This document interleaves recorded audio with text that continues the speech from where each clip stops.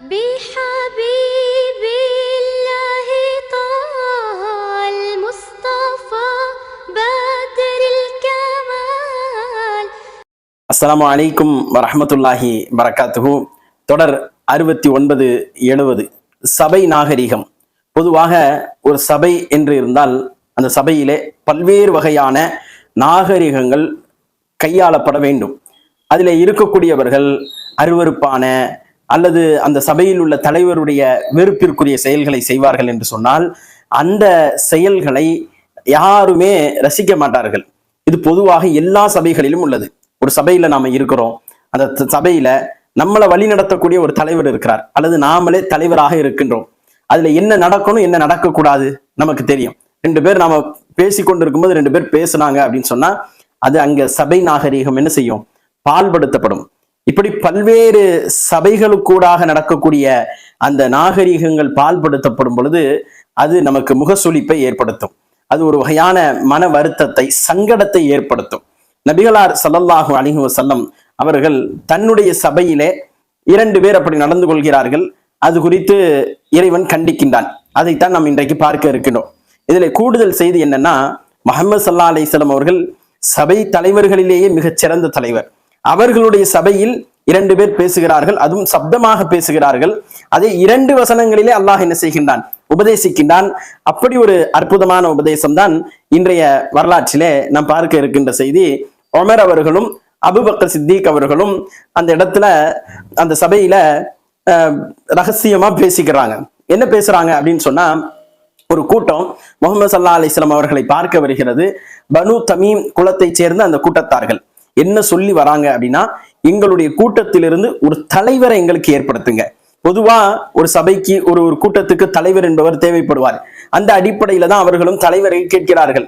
தலைவரை கேட்டா முஹம்மது ஸல்லல்லாஹு அலைஹி வஸல்லம் அவர்கள் அந்த தலைவர் குறித்தான அந்த தேர்ந்தெடுப்பை எடுப்பதற்கு முன்னால் அபூபக்கர் அவர்களும் சித்திக் அவர்கள யாரோ ஒருத்தர் என்ன செய்யறாருன்னா கண்ணை காமிக்கிறாங்க, இவரை தேர்ந்தெடுங்க, அவரை தேர்ந்தெடுங்க. அப்போ ஒரு கட்டத்துல என்ன ஆயிடுச்சு அப்படின்னா, அபூபக்கர் சித்திக் ரலியல்லாஹு அன்ஹு அவர்களும் உமர் ரலியல்லாஹு அன்ஹு அவர்களும் பேச ஆரம்பிக்கிறார்கள். அப்போ உமர் ரலியல்லாஹு சொல்றாங்க, எப்போதுமே என்னுடைய கருத்துக்கு மாறு செய்வதுதான் உங்களுடைய வேலை அப்படிங்கிறாங்க. அபூபக்கர் சொல்றாங்க, உங்களுடைய கருத்துக்கு மாறு செய்வது என்னுடைய வேலை அல்ல. இப்படியே 2 பேருக்கும் மத்தியில அந்த பேச்சு முத்தி அல்லாஹுடைய தூதருக்கு முன்னால் அந்த சபையில அவர்கள் இருவருடைய சப்தம் கூடுது. அப்ப அல்லாஹு ரப்புல் ஆலமீன் என்ன செய்யறான்? வசனத்தை இறக்குகின்றான். சூரத்துல் ஹஜ்ராத்தினுடைய 2வது வசனத்தை. முதல் வசனம் என்ன? அதுவும் அது தழுவிய ஒரு வசனம் தான். யா அய்யுஹல்லதீன ஆமனு, நம்பிக்கை கொண்டவர்களே, லா துகத்திமு பைன யதையில்லாஹி வ ரசூலிஹி, அல்லாஹ்வுக்கு முன்னாலும் அவனுடைய தூதருக்கு முன்னாலும் நீங்கள் முந்தாதீர்கள். வத்தகுல்லா, அல்லாஹுவை பயந்து கொள்ளுங்கள். இன்னல்லாஹ ஸமீஉன் அலீம், நிச்சயமாக அல்லாஹ் செவியுறுபவனாகவும் எல்லாம் அறிந்தவனாகவும் இருக்கின்றான் என்கின்ற அந்த வசனமும், யா அய்யுஹல்லதீன ஆமனு, நம்பிக்கை கொண்டவர்களே, லா தர்ஃபஉ அஸ்வாத்தக்கும், உங்களுடைய சப்தத்தை நீங்கள் உயர்த்தாதீர்கள்.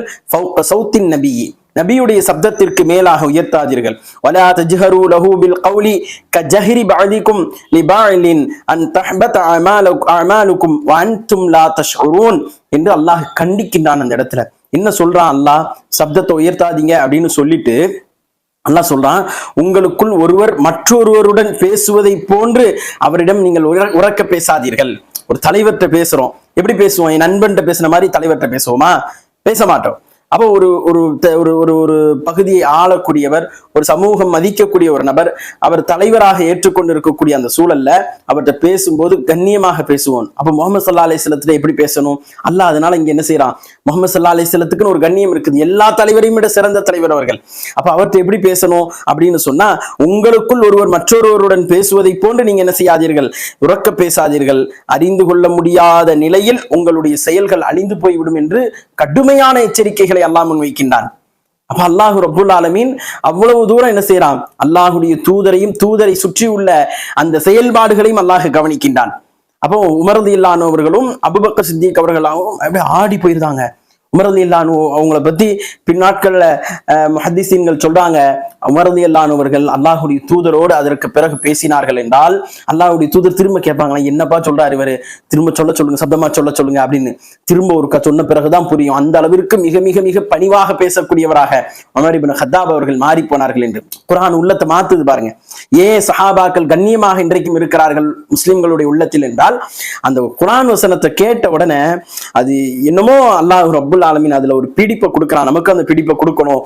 அந்த பிடிப்பு என்ன செய்யுது, அவர்களுடைய உள்ளத்துல மிகப்பெரிய ஒரு மாற்றத்தை ஏற்படுத்துது. தொடர்ந்து அல்லாஹ் பேசுகிறான், இன்னல்லதீன யகுதுன அஸ்வாதஹும் இந்த ரசூலில்லாஹி உலாயிக அல்லதீன தஹனல்லாஹு குலூபஹும் லித்தக்வா லஹும் மக்ஃபிரத்தும் வ அஜ்ருன் அதீம். அல்லாஹ் தொடர்ந்து சொல்றான், எவர்கள் அல்லாஹ்வுடைய தூதருக்கு முன்னால் தங்களுடைய சப்தங்களை தாழ்த்தி கொள்கிறார்களோ அவர்களின் இதயங்களை அல்லாஹ் தன்னை அஞ்சுவதற்காக சோதனை செய்கின்றான்.